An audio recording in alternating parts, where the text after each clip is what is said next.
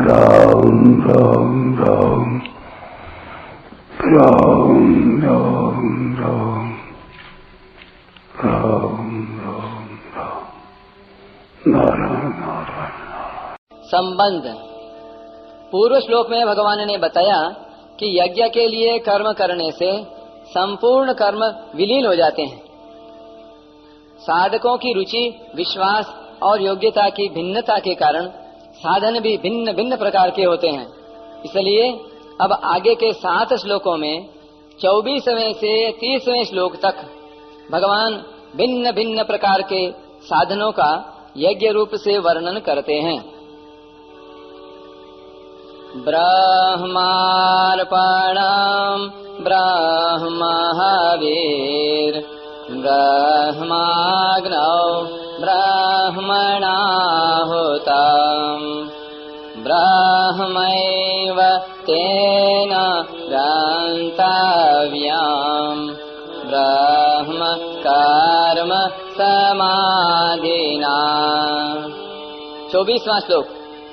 जिस यज्ञ में अर्पण भी ब्रह्म है, हवि भी ब्रह्म है और ब्रह्म रूप कर्ता के द्वारा ब्रह्म रूप अग्नि में आहुति देना रूप क्रिया भी ब्रह्म है, ऐसे यज्ञ को करने वाले जिस मनुष्य की ब्रह्म में ही कर्म समाधि हो गई है, उसके द्वारा प्राप्त करने योग्य फल भी ब्रह्म ही है।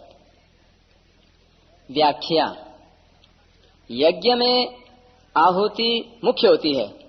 वह आहुति तब पूर्ण होती है जब वह अग्नि रूप ही हो जाए, अर्थात हव्य पदार्थ की अग्नि से अलग सत्ता ही न रहे। इसी प्रकार जितने भी साधन हैं सब साध्य रूप हो जाएं, तभी वे यज्ञ होते हैं। जितने भी यज्ञ हैं उनमें परमात्म तत्व का अनुभव करना भावना नहीं है, प्रत्युत वास्तविकता है। भावना तो पदार्थों की है। इन 24वें श्लोक से 30वें श्लोक तक जिन यज्ञों का वर्णन किया गया है वे सब कर्मयोग के अंतर्गत हैं। कारण कि भगवान ने इस प्रकरण के उपक्रम में भी तत्ते कर्म प्रवक्ष्यामि यज्ञात्वा मोक्ष्यसे शुभात् ऐसा कहा है, और उपसंहार में भी कर्मजान विद्धि तान सर्वान एवं ज्ञात्वा विमोक्ष्यसे ऐसा कहा है, तथा बीच में भी कहा है यज्ञाया चरतः कर्म समग्रम प्रविलीयते। मुख्य बात यह है कि यज्ञ कर्ता के सभी कर्म अकर्म हो जाएं। यज्ञ केवल यज्ञ परंपरा की रक्षा के लिए किए जाएं तो सब के सब कर्म अकर्म हो जाते हैं। अतः इन सब यज्ञों में कर्म में अकर्म का ही वर्णन है। ब्रह्मार्पणम ब्रह्म हविः। जिस पात्र से अग्नि में आहुति दी जाती है उस श्रुक, श्रुवा आदि को यहाँ अर्पणम पद से कहा गया है। अर्प्यते अनेन इति अर्पणम। उस अर्पण को ब्रह्म ही माने। तिल, जौ, घी आदि जिन पदार्थों का हवन किया जाता है उन हव्य पदार्थों को भी ब्रह्म ही माने। ब्रह्माग्नौ ब्रह्मणाहुतम्। आहुति देने वाला भी ब्रह्म ही है। जिसमें आहुति दी जा रही है वह अग्नि भी ब्रह्म ही है और आहुति देना रूप क्रिया भी ब्रह्म ही है, ऐसा माने।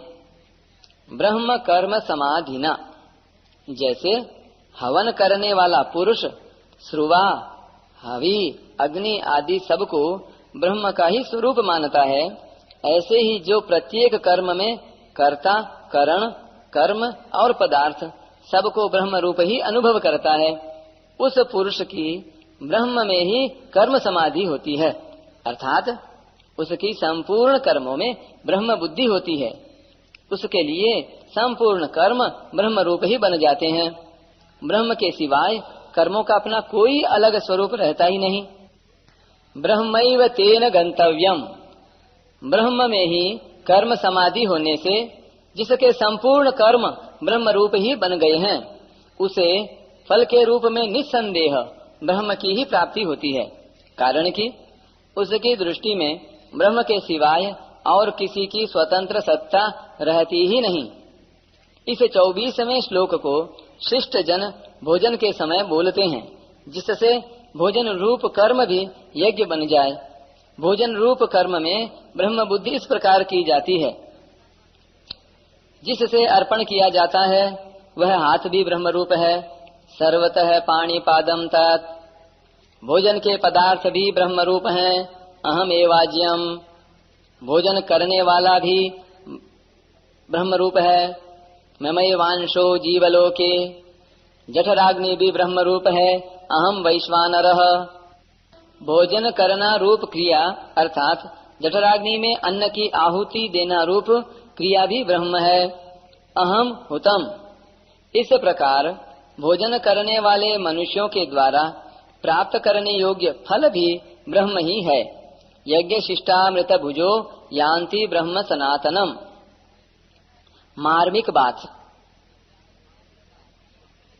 प्रकृति के कार्य संसार का स्वरूप है क्रिया और पदार्थ।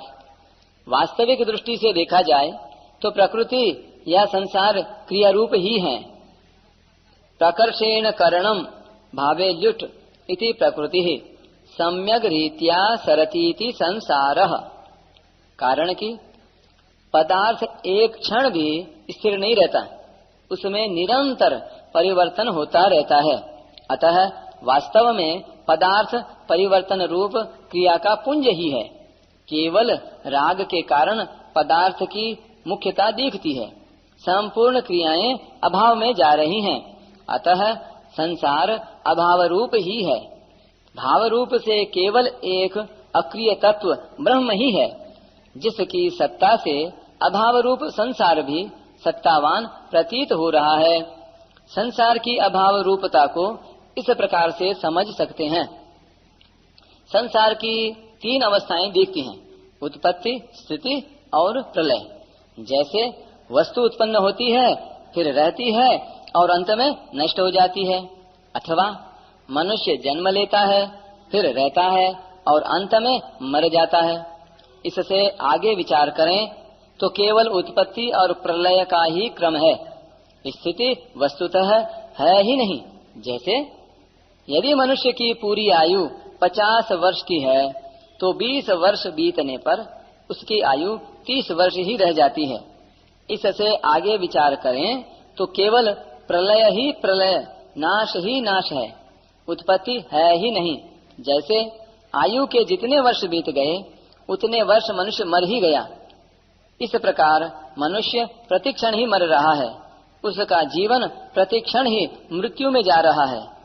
दृश्य मात्र प्रतिक्षण अदृश्य में जा रहा है। प्रलय अभाव का ही नाम है, इसलिए अभाव ही शेष रहा। अभाव की सत्ता भाव रूप ब्रह्म पर ही टिकी हुई है। अतः भाव रूप से एक ब्रह्म ही शेष रहा।